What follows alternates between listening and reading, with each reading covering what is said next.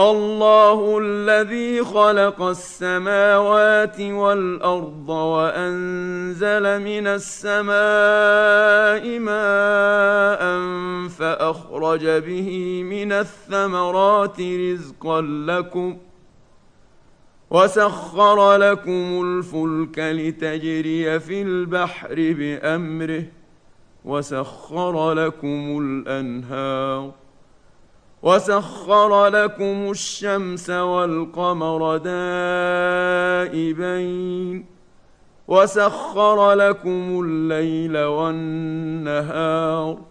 وآتاكم من كل ما سألتموه وإن تعدوا نعمة الله لا تحصوها إن الإنسان لظلوم كفار.